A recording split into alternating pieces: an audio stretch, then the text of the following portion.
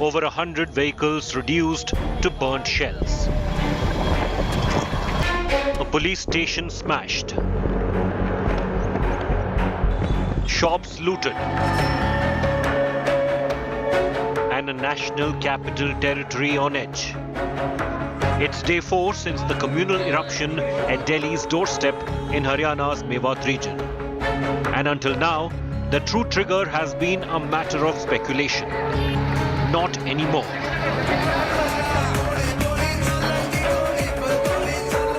A provocative call concealed in an invitation to the Bajrang Dal's annual religious yatra.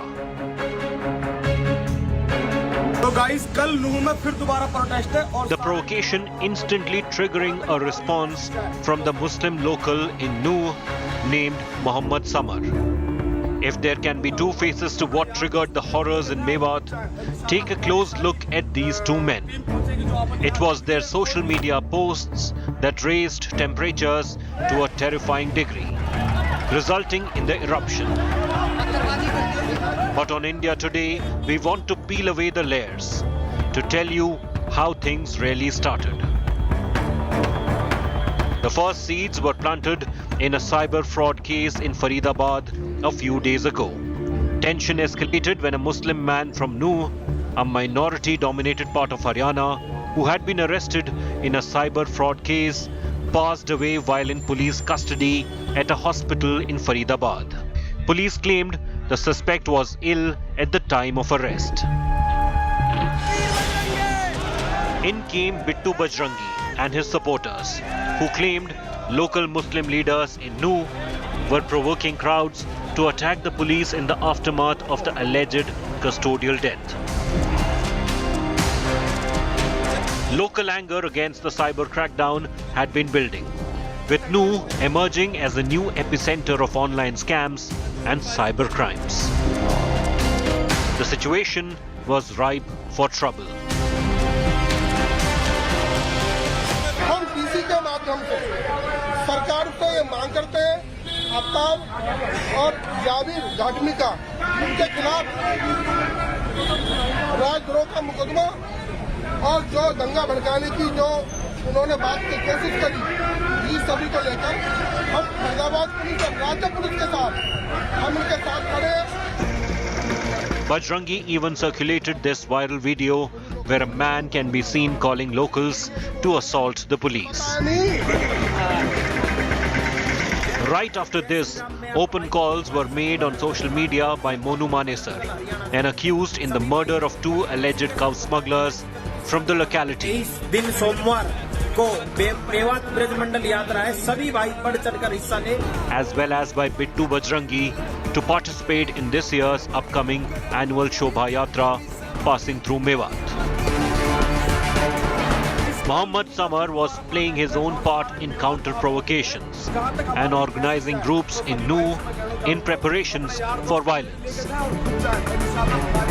Samar has deactivated his social media since the crackdown on the villains this week.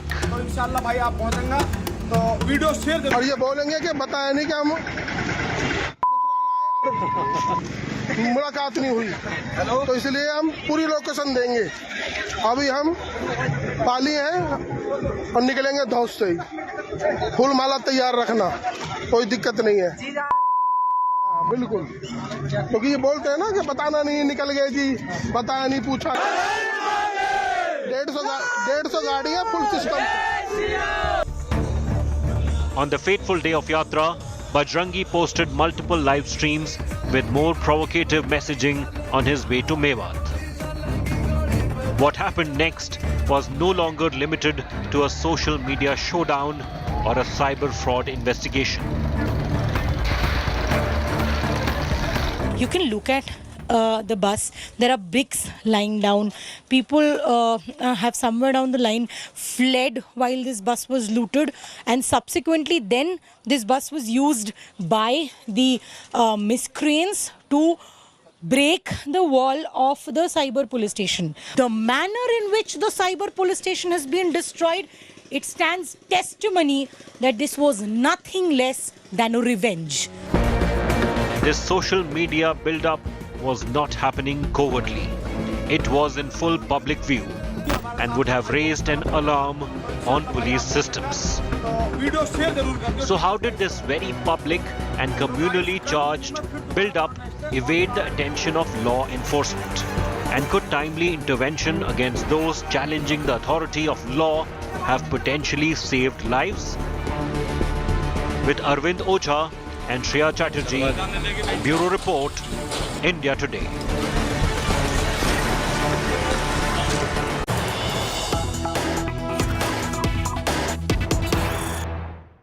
And news just coming in, this is a big breaking exclusive. One of the key instigators of what happened in Mewat in Haryana has been tracked down by India Today. Even as the Haryana Police are said to be on the hunt for a man named Bittu Bajrangi, one of the persons who had been live streaming provocative videos, instigating crowds and resulting in videos from the Muslim community in Nuh as well, making similar provocations and threats. The Haryana Police says that they're tracking him. India Today has caught up with him and we've put questions to him as well.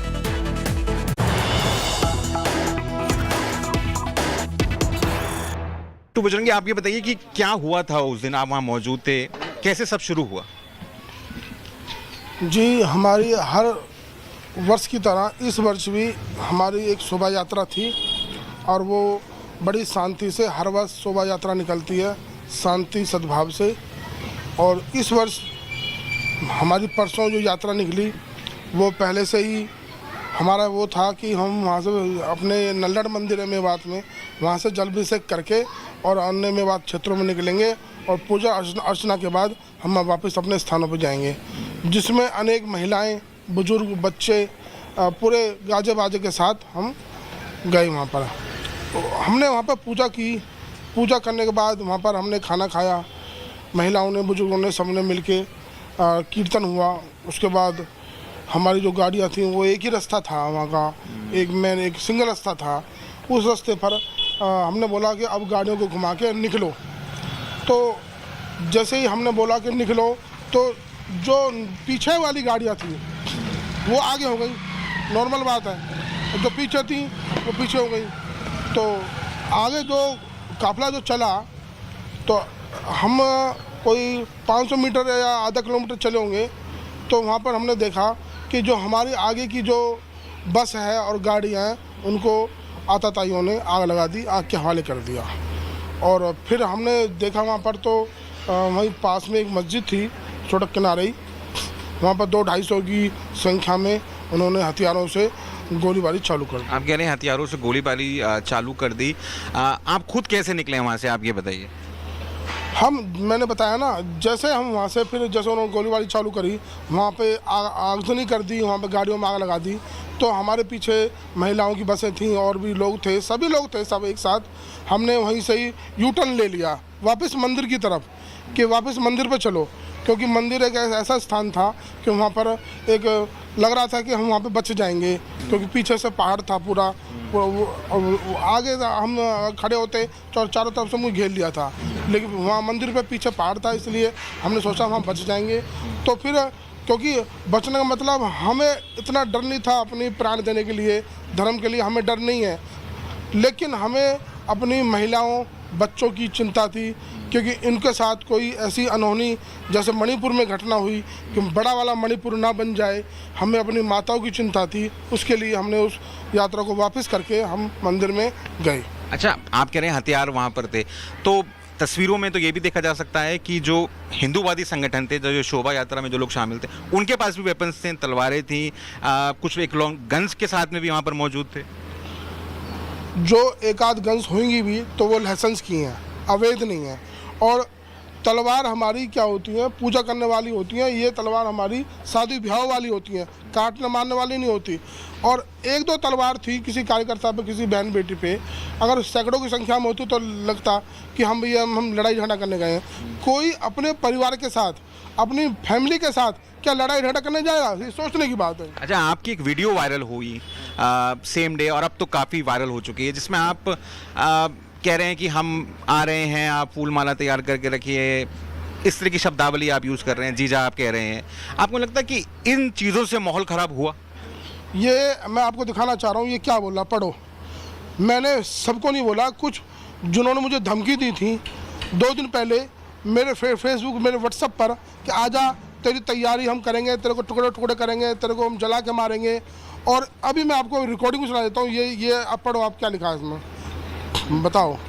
आपके नाम को लगातार धमकी आ रही थी? हाँ जी, कि आओ तो सही एक बार, हम स्वागत के लिए बैठे हैं, तेरे टुकड़े करेंगे, तुझे जलाएंगे। और अभी रिकॉर्डिंग में भी अभी आज भी फ़ोन आया है कि हम मेवात वालों को बड़ा मलाल है, हम अफसोस कर रहे हैं कि तू बच के कैसे निकल गया। अच्छा, आप एक बात बताइए, देखिए आप तो एक संगठन चलाते हैं, आपके साथ में कार्यकर्ता रहते हैं, लेकिन जो घटना घट गई उसमें 6 लोगों की मौत हो गई है, जिसमें 2 होमगार्ड्स हैं, 4 सिविलियंस हैं। कौन जिम्मेदार है? ये आतताई जिम्मेदार है जिन्होंने ऐसी घटना को अंजाम दिया। और वो आतताइयों पे योगी सरकार की तरह उनके घरों पे बुलडोजर चलने चाहिए। और मैं तो कहूँ उनका अनकाउंटर भी होना चाहिए। जो इस तरह से ऐसी घटना करी है, हमारे अफसरों को भी मारा और हमारे राम भक्तों को मारा जो वहाँ पे भोले बाबा के दर्शन करने गए थे। उनका क्या कसूर था? सिर्फ जलाभिषेक करने के बाद और उनकी हत्या करना, ये हमारा कसूर था? या हम अपने राम का नाम ला लें इस देश में, जलाभिषेक ना करें? अगर हम कोई हाव लड़ करते तो हम जिम्मेवार होते कि हमने कोई वहाँ जाके गलत हवाबाजी करी है या कोई तलवार लहराई है या कुछ करा है। हम शांति से गए हैं। और मैं दोबारा कहना चाहूँगा, हम महिलाओं के साथ गए, बच्चों के साथ गए, क्या हम वहाँ झगड़ा करने जाएंगे?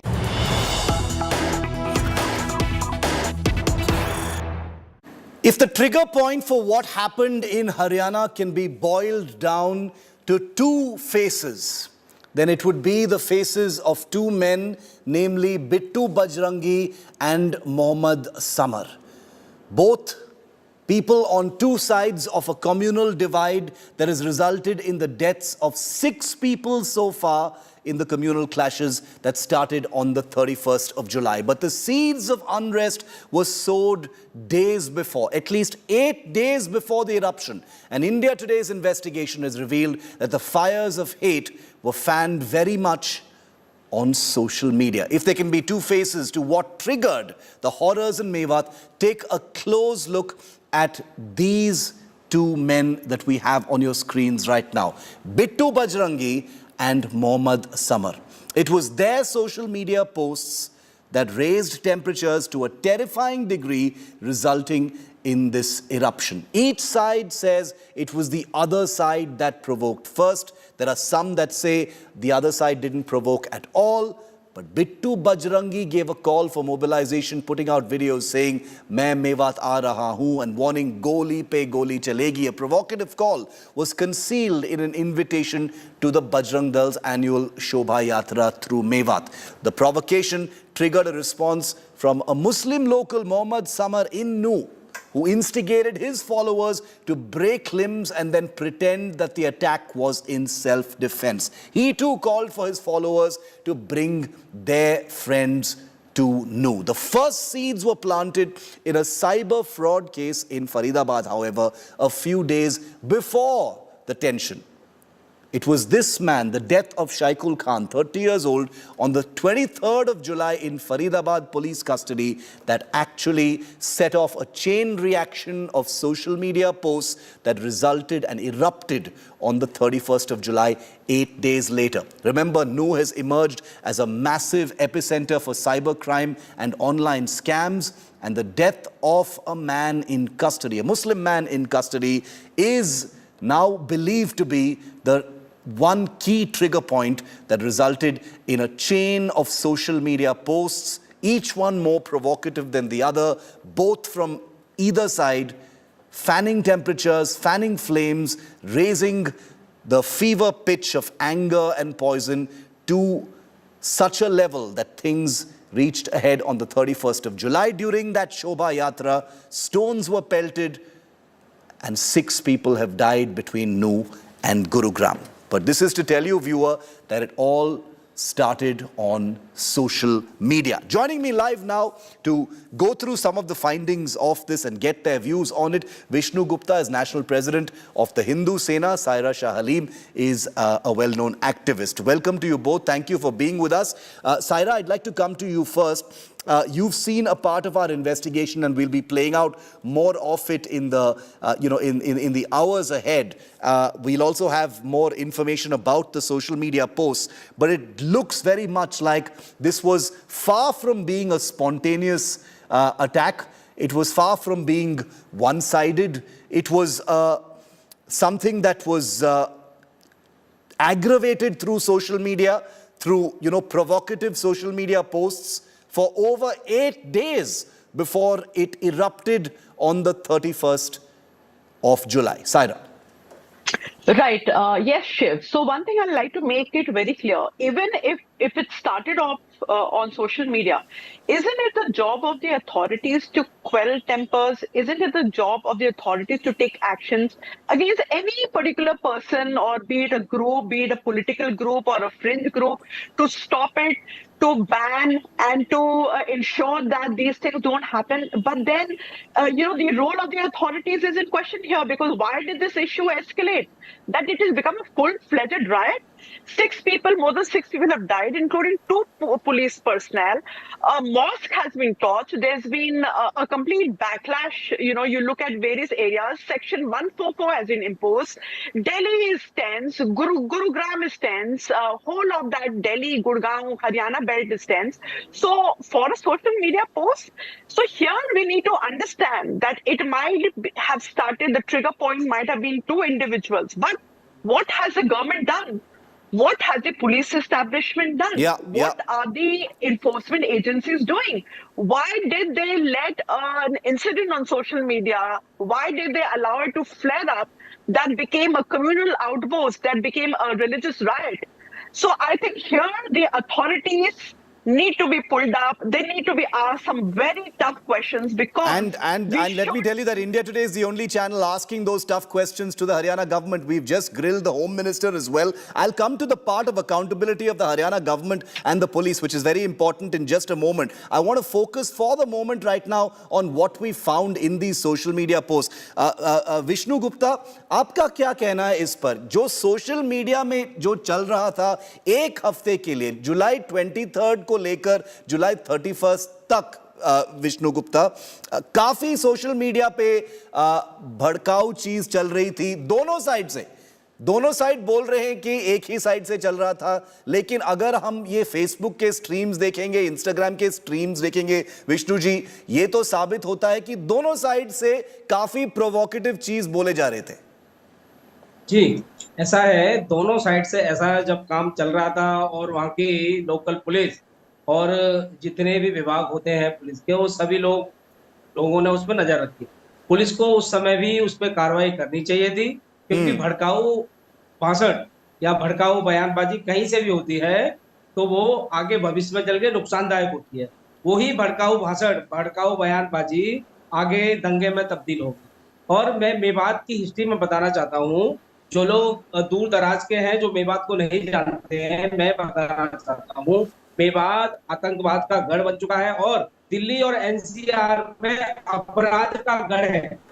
जितने भी बड़े अपराध और अपराधी और जितने भी बड़े कांड टाइप जो होते हैं, वो सब के तार मेवात के यहाँ से जुड़े होते हैं, और वहां कोई भी पुलिस आसानी से वहां कार्रवाई भी नहीं कर सकती। इसलिए दिल्ली के भी कुछ छोटे मोटे केस और छोटा मोटा जितना भी फ्रॉड होता है वो मेवात से ही होता है। वहां पुलिस जाते हुए भी डरती है। इसीलिए ये जो दंगा हुआ है, इसमें लोकल पुलिस का बिल्कुल फेलियर है, और मैंने इसीलिए माननीय मुख्यमंत्री जी को पत्र भेजा है आज, और कहा है एसपी और डीएम और वहां के डीसी को बर्खास्त किया जाए तत्काल। ये मैंने मांग की है, और मैं मानता हूं यहाँ पे लोकल प्रशासन की बहुत बड़ी फेलियर है, बहुत बड़ी फेलियर है। और भड़काऊ बयानबाजी यदि कहीं से भी हो रही थी, जो आप दिखा रहे हो, अभी भी मैं मीडिया में देख रहा हूँ, लेकिन पुलिस ने समय रहते हुए कार्रवाई क्यों नहीं की? क्यों नहीं उन लोगों को अरेस्ट किया गया? और जहां तक मोनू मानेसर का सवाल है, मोनू का एक वीडियो सामने आया है, मोनू ने कहीं भी उसमें भड़काऊ बयानबाजी बोली है तो मुझे एक भी छोटी सी क्लिप आप मुझे दिखा दो जिसमें मोनू ये बोल रहा है कि हम मुसलमानों को धमकी दे रहा है, या कहीं और दंगा करने की बात कर रहा है। भाई, दंगा करने की बात और धमकी देने की बात सिर्फ वहां दूसरे पक्ष की ओर से आ रही है, जिन्होंने मेवात को गढ़ बना दिया है जिहाद का। उनके खिलाफ कानून सख्त कार्रवाई करने में नाकाम रहा है। लेकिन अगर आप बिट्टू बजरंगी के वीडियोस देखेंगे विष्णु जी, उसमें भी काफी भड़काऊ बयान तो है ही। बिट्टू बजरंगी जो है बजरंग दल के, सुनिए, भड़काऊ बयान है तो मैं यहाँ कहना चाहता हूँ, भड़काऊ बयान है तो उस समय रहते हो कार्रवाई क्यों नहीं की गई? हाँ बिल्कुल, कानून के हिसाब से इस पे मैं सहमत हूँ, इस पे मैं सहमत हूँ। सायरा, मुसलमान हो, Saira, Vishnu Gupta says exactly what you said, which is that if all these videos were happening, there should have been some kind of crackdown on these people, whether it was Mohammad Samar, whether it was Bittu Bajrangi or whoever it is. So the question arises, as far as the Haryana police or government is concerned, whether this was negligence or complicity. It's a reasonable doubt to have now. Absolutely. Now, another thing, forget about who put what on social media. Take the irresponsibility of our political leaders. Look at the Haryana Home Minister, Anil Vij. He is giving such blatant, misleading statements that 3,000, 4,000 people were held hostage by Muslim rioters in a temple, at the Nalha Mahadev temple, when the priests clearly refuted that claim. And here, people outside, a police station are making inflammatory comments and telling them to boycott a particular community. So now, when these self-proclaimed religious leaders or people of a political party, be it, positions of authority like the Home Minister, CM, or whoever it might be, if you're giving misleading statements which gets refuted, this will further add fuel to the fire. And the Haryana violence continues to be our big story here on India Today. That's a wrap on India First. See you at the same time tomorrow. Business Today with Abha comes up next.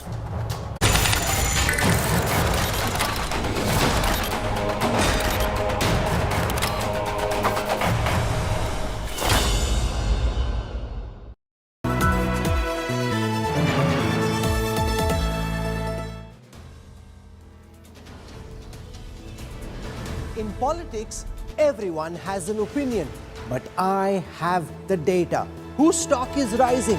Whose graph is falling? Track India's political stock exchange. Unmatched, unmissable data analytics. The only show on News TV when numbers do the talking. India's most credible poll tracker. The Political Stock Exchange with Rahul Kamal, only on India Today.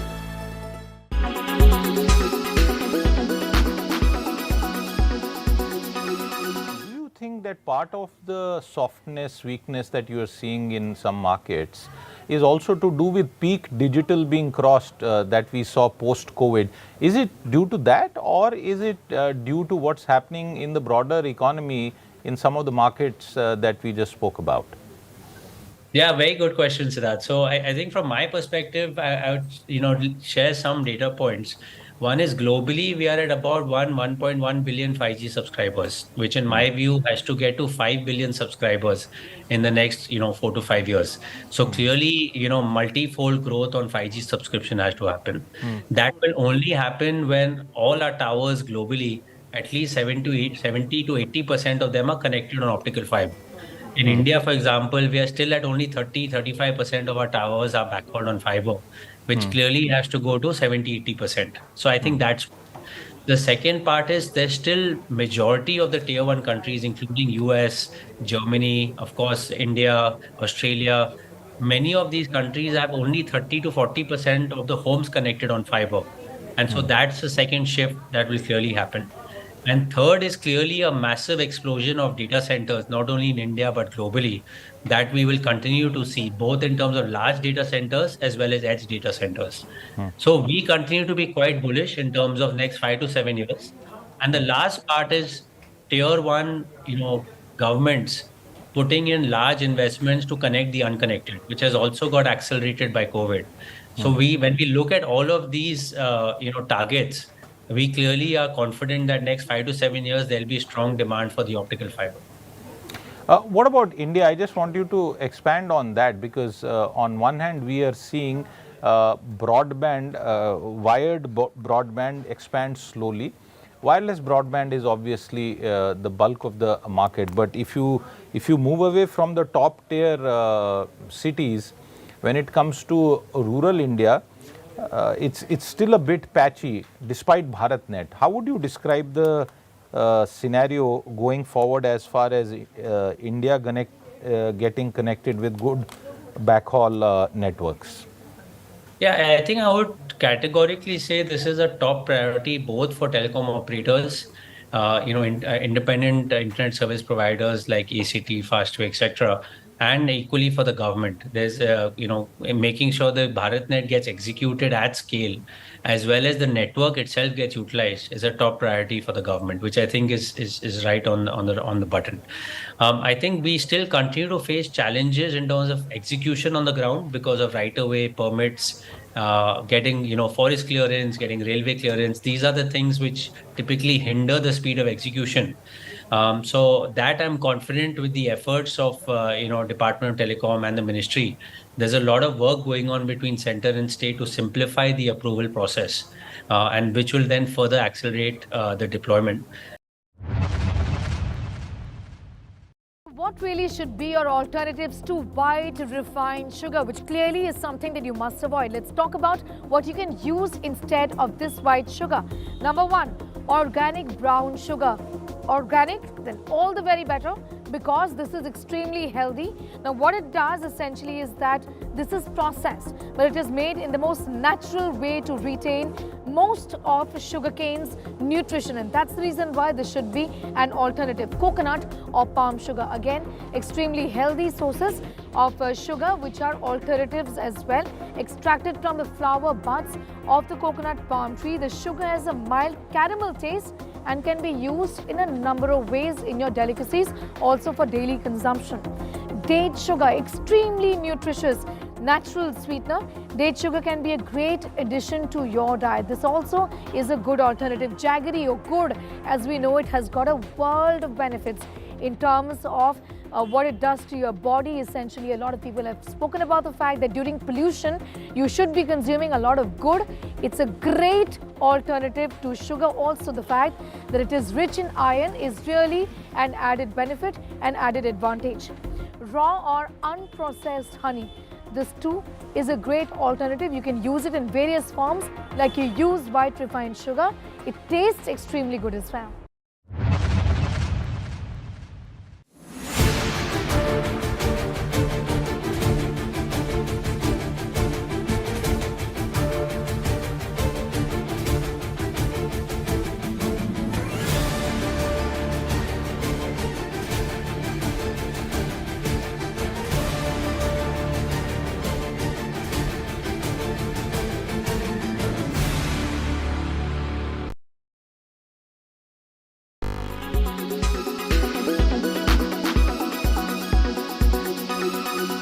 Make your media plan smarter with India Today Live TV on your connected devices. Amplify your brand with 100 million smart internet viewers. To advertise, mail us at sales@aajtak.com.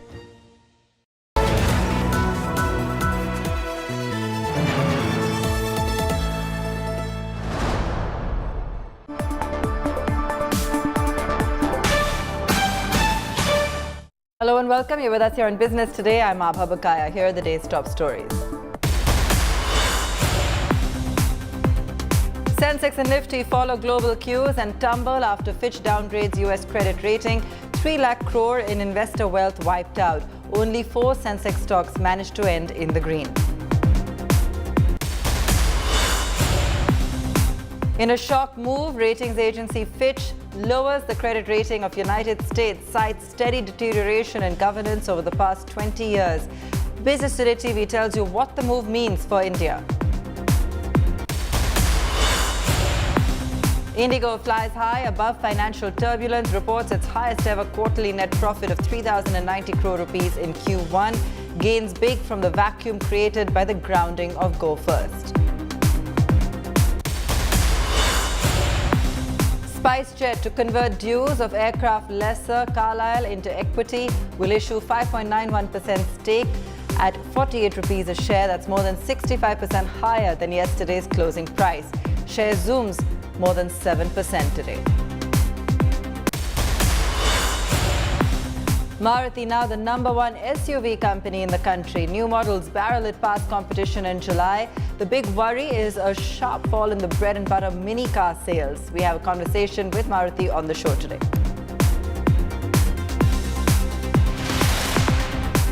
Let's take a look at how the Sensex and Nifty performed today. Let's take a closer look at all of the market action.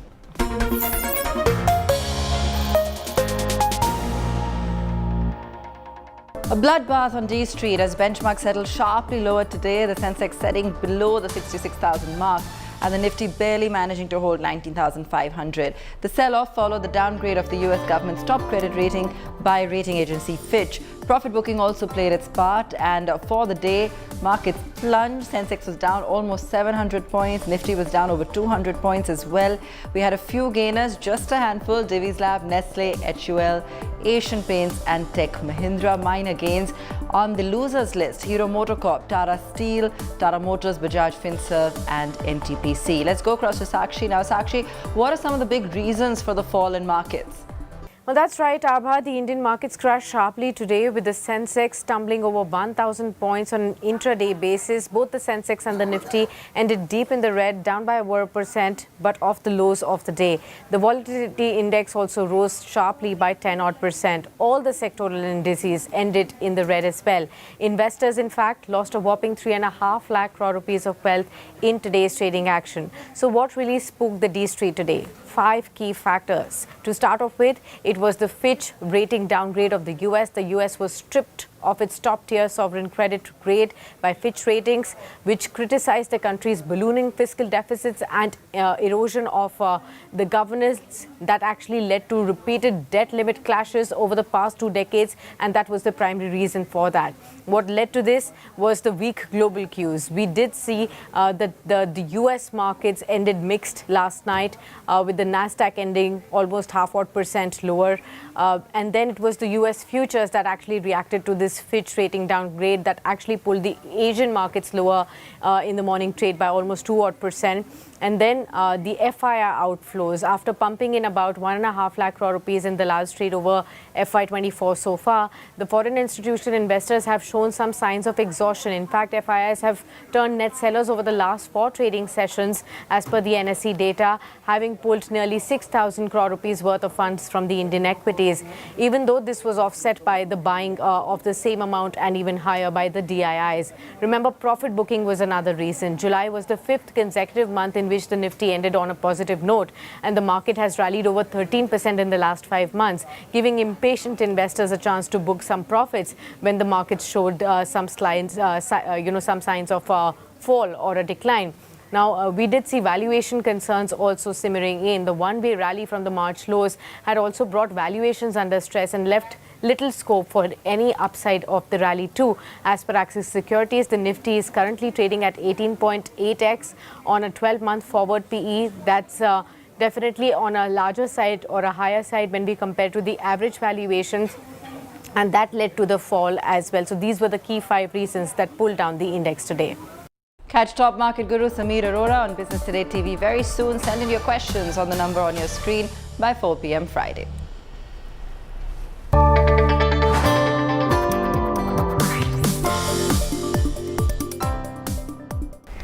Rating agency Fitch late on Tuesday downgraded the US government's top credit rating, leaving American authorities furious. The downgrade drew angry responses from the various wings of the US government and left investors surprised. What does this mean? Here's a complete report on the implications of Fitch's latest move. It is the largest economy in the world, with the dollar, the Fed's interest rates, the bond market, all benchmarks for the world to follow. Now, Fitch is one of the 3 big global rating agencies has, in a shock move, downgraded the US government's top credit ratings to AA+ from AAA. Citing fiscal deterioration over the next 3 years and repeated down-the-wire debt ceiling negotiations that threaten the government's ability to pay its bills. According to Fitch, there's been a steady deterioration in standards of governance over the last 20 years, including on fiscal and debt matters. It added that the repeated debt limit political standoffs and last-minute resolutions have eroded confidence in fiscal management. Also, the report said that the US government lacks a medium-term fiscal framework, unlike most peers, and has a complex budgeting process. These factors, according to Fitch, along with several economic shocks as well as tax cuts and new spending initiatives, have contributed to successive debt increases over the last decade. The US administration's response to the economic thumbs down was immediate. US Treasury Secretary Janet Yellen said she disagreed with the downgrade, calling it arbitrary and based on outdated data, adding that the US Treasury securities remain the world's preeminent safe and liquid asset and that the American economy is fundamentally strong. White House response was purely political, blaming the downgrade on the previous Donald Trump government. The statement also termed Republican loss a threat to the US economy. According to analysts, the US rating downgrade is an extraordinary thing and has potential for a global impact. It could raise interest rates on US government bonds, which could result in higher interest payments on the national debt, putting additional strain on the government budget. This could affect the overall economy and erode investor confidence, leading to negative market sentiment. This downgrade may also dent the stability of the US dollar, which will influence the movement of global currencies with respect to it. Bureau Report, Business Today Television. Business Today TV, Sakshi Batra spoke to market analyst Hemang Jani earlier today and asked him what impact the downgrade would have on India. Listen in. Yes, I think the main trigger that is coming for the correction that we witnessed today is the downgrade by Fitch of the US economy, wherein because of the growing concerns about the way the debt has grown and the way the government there is not able to resolve certain debt related issues in terms of the limits and the overall debt ceiling which is there. There is a sense that maybe there could be some amount of risk because of that, and which has actually triggered off the correction in our markets. I think, Sakshi, we should not overplay or give too much of importance to these kind of developments, because credit rating agencies typically are behind the schedule when it comes to taking any decision in terms of the rating change. And the market is forward looking. So sometimes, there can be a knee-jerk reaction because of these kind of developments. But I do not see this necessarily as a reason for a deeper correction for our markets. The interest rates are linked to the rating that the sovereign country gets. Also, many intercorporate transactions are also linked to the credit rating that, the corporates have. So to that extent, it has some impact on the interest rates per se.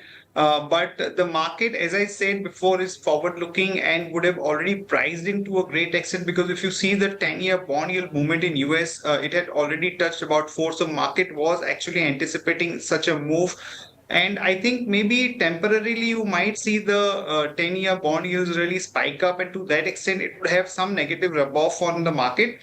But I do not see this as a major negative for our own markets. The 51st GST Council meeting was held in Delhi today. One of the biggest issues on the agenda is a clarification on how 28% GST is to be implemented on online gaming. The gaming industry has vehemently objected to the additional tax which was decided in the last council meet. Let's listen in to the big decisions today. Decision to amend the CGST had these dissenting voices: Delhi on online game, casino for Goa and Sikkim, and Tamil Nadu on online games having been banned. What are your changes going to affect us like? So they wanted a language to be put in saying where the ban has happened, obviously tax cannot be levied. So on that, Revenue Secretary had agreed, saying that he will give a language in the amendment so that Tamil Nadu's ban is taken cognizance of even in the amendments. So that is where today's outcome is.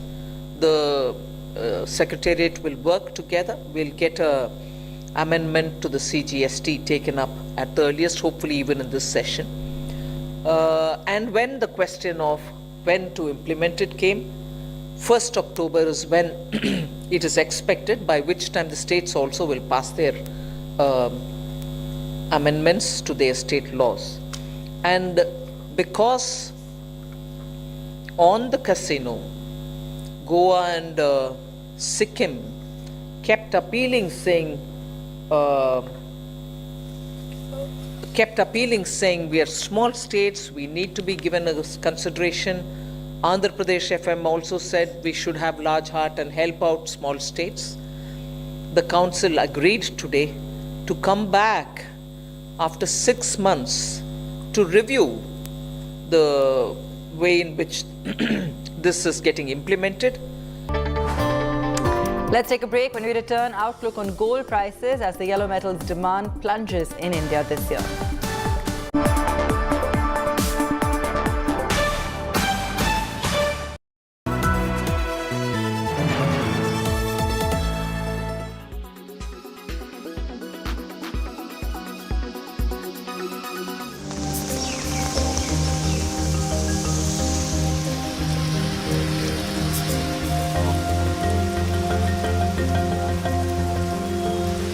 The moisture brought by the rains brings temperatures down, providing relief from scorching heat, and is seen as a symbol of prosperity, festivity, and joy across the nation.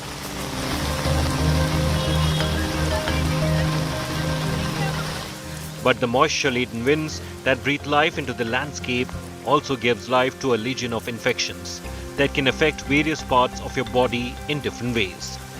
Some of these issues are skin deep, while others affect deep in your gut. But your immune system is very effective in tackling these infections. These microorganisms burgeon in high humidity and warm temperatures, which means that one is more likely to get an infection during these wet months.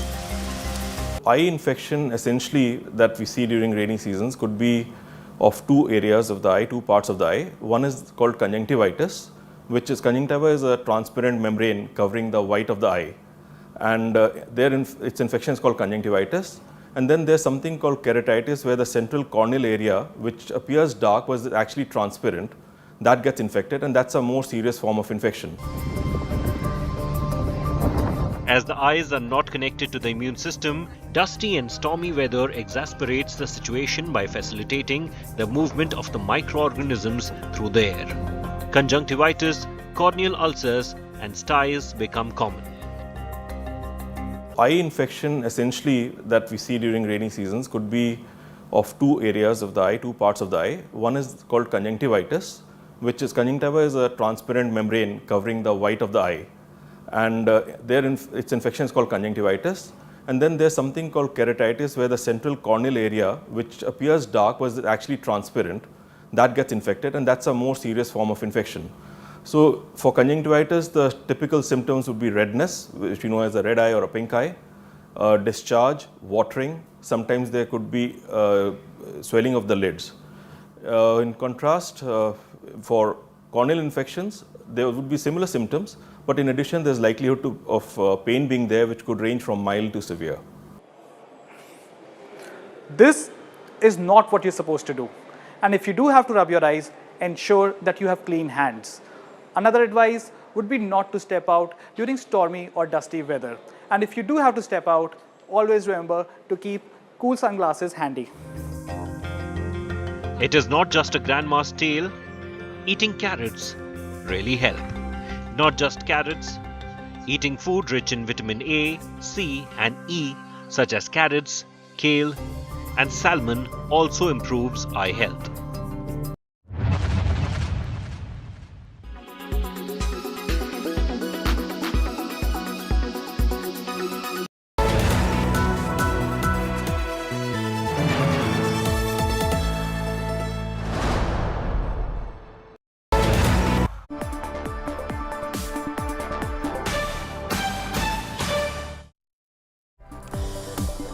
Welcome back. The Finance Ministry has tabled a list of the top willful bank defaulters in Rajya Sabha.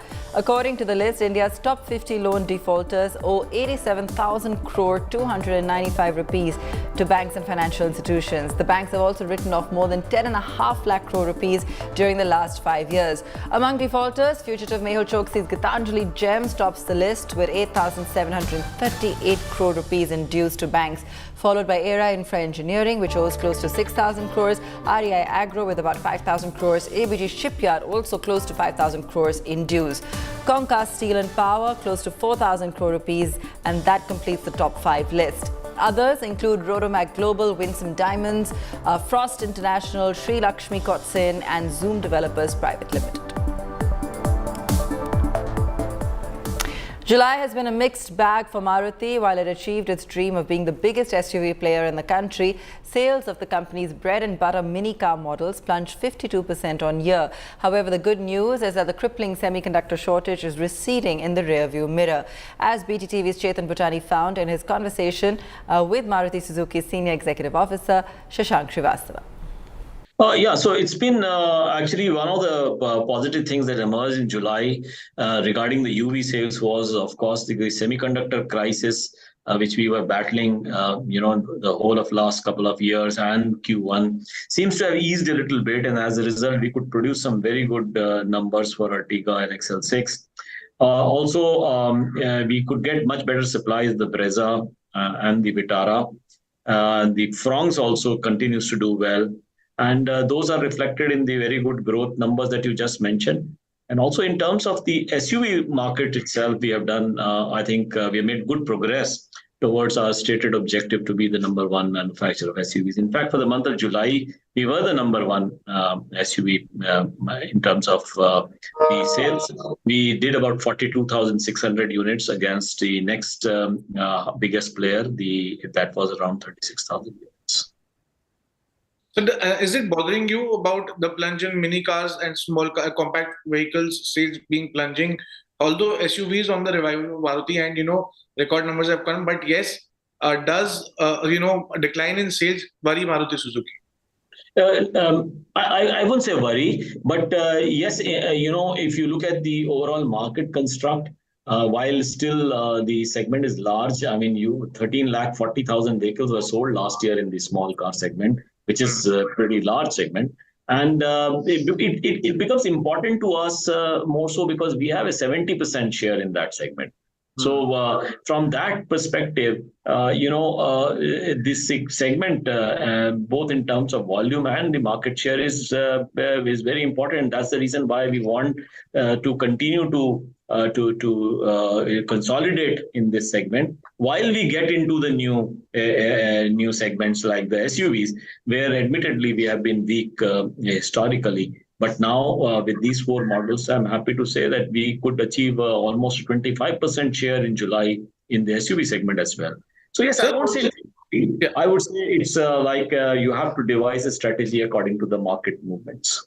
Is the rural India, rural Bharat consumer pushing the purchase to a later date when the vehicles become more affordable, or the trend would be like this? Yeah, so I think there are a couple of things which are happening, and it's not just one trend that we can talk of.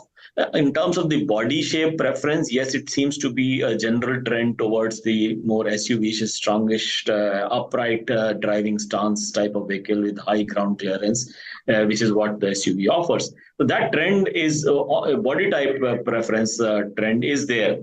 On the other hand, you also see the trend in terms of the income levels going up in the rural areas. So combined with that, you would see the rural growth, for example, in our opinion, should continue to be robust. If you look at, for example, April to July period, the growth in the rural areas has been about 12%. In the urban areas, it is 8.6%, and combined, it's about 10.3%. So still rural growth outpacing the urban growth. In rural, actually, in the month of July, for example, the growth was 18.6% against 14.2% growth for the urban area. So the preferences obviously will depend on how the economy in the rural areas work. There seems to be a lot of positives which we observe, but of course we'll have to wait and see how it pans out. Sir, the company has of course now become the leader in the 10 to 20 lakh crucial segment. With the Invicto coming in, how soon would you be able to capture a significant portion of the 20 to 30%, the second hottest probably segment for the SUV? So